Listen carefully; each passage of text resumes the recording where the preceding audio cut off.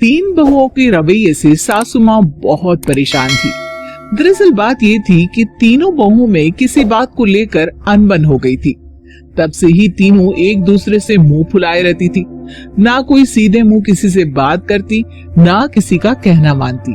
पड़ोसी भी इस बात को जानते थे और जाने कैसे कैसे बातें भी करते। इसीलिए सासू माँ ने तीनों बहुओं को तुरंत अपने कमरे में बुलाया। मैं कई दिनों से देख रही हूँ, तुम तीनों अलग अलग सारे काम कर रही हो। ये सब नहीं चलेगा, तीनों को मिलकर ही काम करना पड़ेगा। सास की बात सुनकर एकदम से बड़ी बहू बोल उठती है। नहीं मम्मी जी, मैं इन दोनों के साथ कुछ नहीं कर सकती। मैं इस घर की बड़ी बहू हूँ, फिर भी ये मेरा कहना बिल्कुल भी नहीं मानती। अरे जेठानी जी, जानबूझकर मुझे डबल काम करवाती है आप, और छोटी मुझसे टेढ़े मुंह ही बात करती है। इन दोनों के बीच हमेशा सैंडविच बन जाती है मेरी, और मैं हमेशा आलू की तरह बीच में मसली जाती हूँ।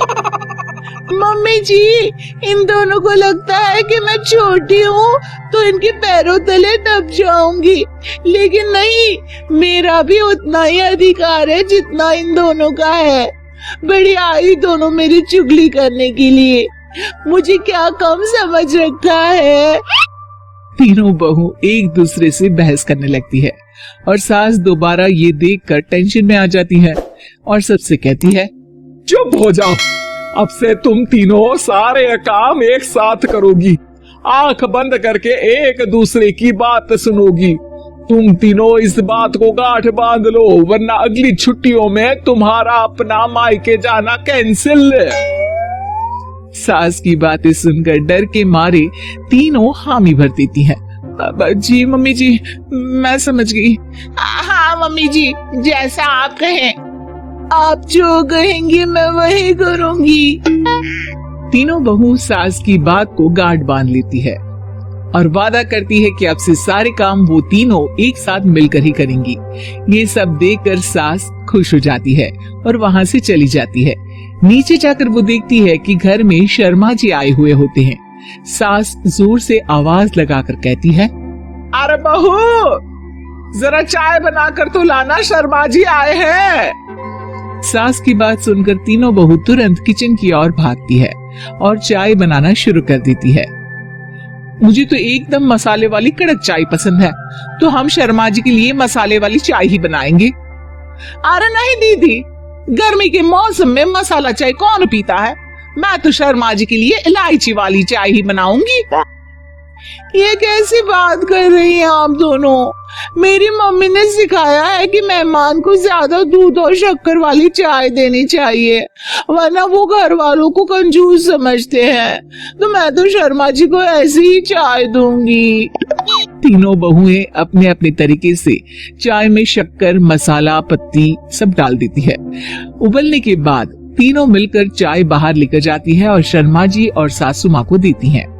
चाय पीने के बाद शर्मा जी सासू माँ को देखकर शर्मा जाते हैं और शर्मिंदा महसूस करते हैं कि आखिर उन्होंने चाय पीने के लिए हामी क्यों भरी। सासू माँ भी चाय पीना शुरू करती है और कहती हैं, अरे बहू, ये कैसी चाय बनाई है? चाय है या मीठे दूध की बासुंदी? हाँ, चाय अच्छी नहीं लगी क्या? कोई बात नहीं, हम पराठा बनाकर लाते हैं। चलो चलो अंदर। हाँ हाँ चलो, हाँ आती हूँ मैं भी। नहीं नहीं, मेरा पेट चाय नहीं चौपट कर दिया वही काफी है, पराठे से पोपट नहीं करवाना। मैं तो चलता हूँ। शर्मा जी चुपचाप पतली गली से निकल जाते हैं। अगले दिन सास बहुओं से कहती है, अरे बहू, जाओ जाके ऊपर के गेस्ट हाउस की सफाई कर दो। कल हमारे यहाँ मेरे दूर के रिश्तेदार आने वाले हैं, तो पूरे कमरे को चमका देना, समझी?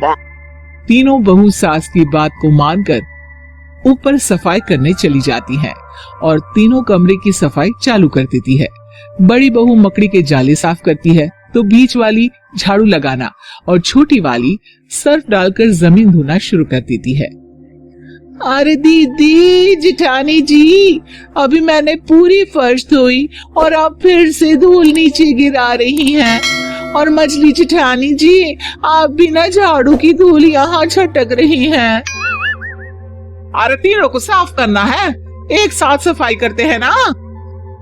अरे वही तो, हम साथ साथ हैं, घर साफ साफ है। तीनों बहू ऐसे ही काम में उलझ जाती है और 2 घंटे तक एक ही कमरे की सफाई करती रहती है।